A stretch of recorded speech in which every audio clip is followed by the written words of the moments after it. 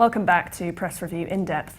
Malaysia Airlines suffered another blow yesterday following the shooting down of Flight MH17.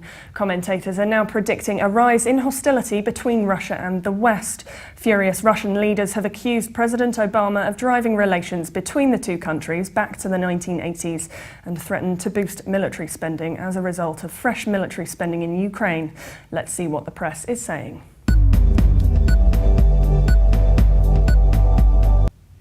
Speculation continues over whether the missile that hit Flight MH17 was launched by the Russian military or by pro-Russia separatist rebels.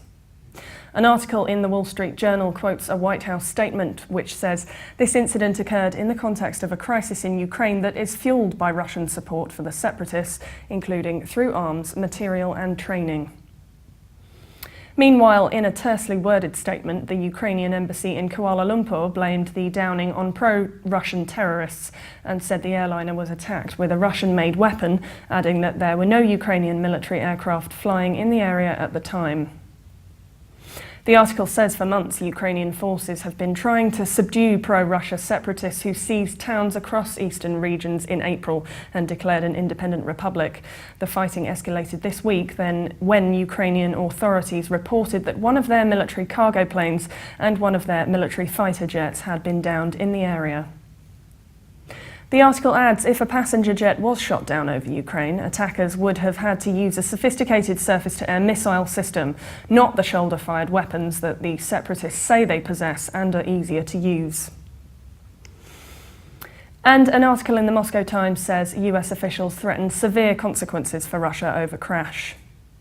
The article says US politicians on both sides of the aisle warned of severe consequences if Moscow is found to have been involved, but stopped short of explicitly blaming Russia.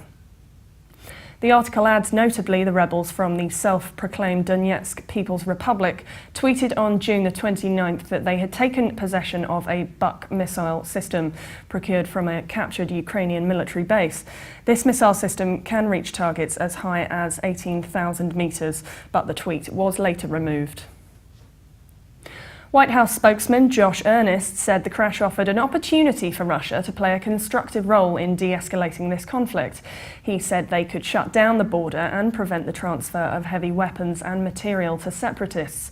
They have not done that. President Putin himself could intervene with pro-Russian separatists and encourage them to abide by the ceasefire, but he has not done that either. Putin responded, saying undoubtedly the state over whose territory this happened carries responsibility for this horrible tragedy.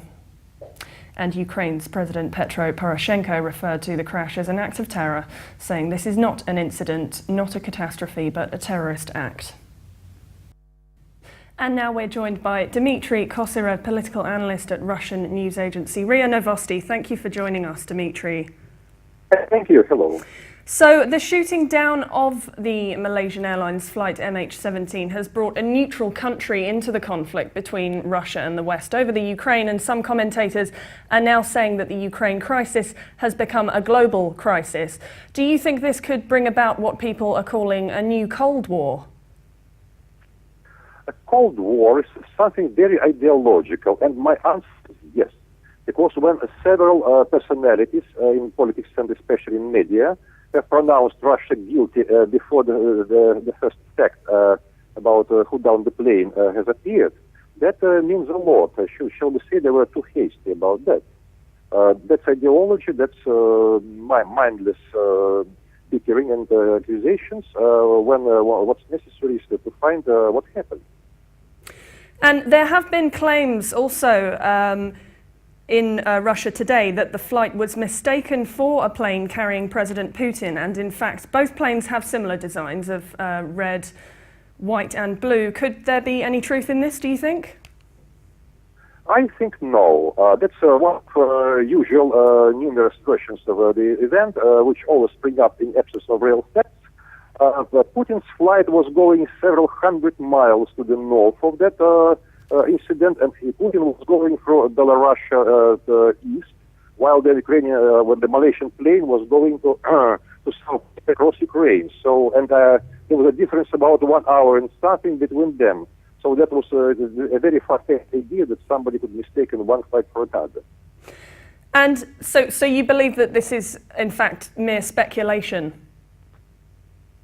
Well, and what can we have but speculation now when nobody really knows if the so-called black boxes have been found and how many of them?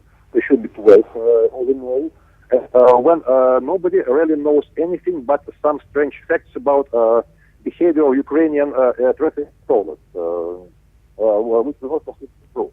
It will take about a couple of weeks until we really know what's happening. Or whatever political accusations we may hear in the meantime, just that, politics, which can lead to Cold War of anything you can imagine. And there were also reports that the Ukrainian president had said yesterday that he and his government were behind the incident, and today they're denying this. What do you think could have made him change his statement? Could the US be involved, or could this be on the advice of his allies, blaming Russia? You can say that the U.S. was involved by propping up the rather aggressive policy of Ukrainian president in the east of his own country. But that again is just accusations. And I'm not even trying to follow everything which has been pronounced and declared in Kyiv. They do it all the time, and there are very few facts again behind that. So we should spare ourselves and just as I was saying again and again, stick to the facts if and when the facts are there. By the way, there is a very fair chance that we may not find facts at all. And Ukrainian separatist officials are denying any involvement, saying that they lack the expertise and equipment of their own to bring down a commercial airliner in mid-flight. How would Russia react if it turns out that the Ukrainian separatists were behind the incident? Well, unfortunately, we were there already because in the year 2001, Ukrainian had by mistake, purely by mistake, taken down a Russian commercial airliner with Jews on board flying from Israel to Russia. At that time, Russia tried to be restrained. But in this case, we are forgetting one very important country. It's Malaysia. It's their plane after all. And we should see how Malaysians are reacting to all this political bickering and wild accusation, because they need to know, as nobody else, they need to know what happened to their plane. And I have some friends in Malaysia as well as in the embassy. So far, they are trying to steer us as clear from this accusation as possible, and they're trying to get up a commission which will start investigating. And finally, the West has not yet jumped to any conclusions, but has said that if Russia is responsible for this flight coming down, that it would place tougher sanctions on Russia. What effect would this have, do you think? Well, if they want to create two trading blocks in the world, like they did in the times of the Cold War, they are welcome to that. It would be interesting to see if it's possible at all. But in any case, of course, our president also has said that the general blame is on Ukraine. He was only citing the international law, which says that it's a nation across which the plane is flying, which is responsible always. But so what? They said all these things, and what can it lead to? And just one last question. Who do you think, which side in this conflict is actually benefiting from this crisis?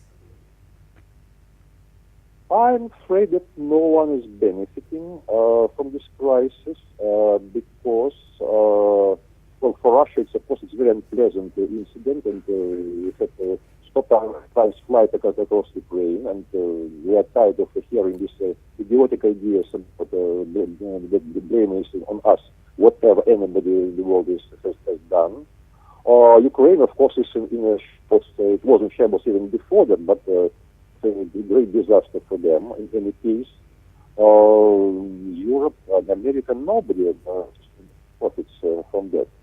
We just have to investigate all these things and maybe take some measures to prevent it in future. That's all. Well, thank you very much for joining us, Dmitry. That was Dmitry Kucera, political analyst at RIA Novosti. For more updates, please visit levant.tv. And subscribe to MidEast In-Depth on iTunes. Thanks for watching. Bye for now.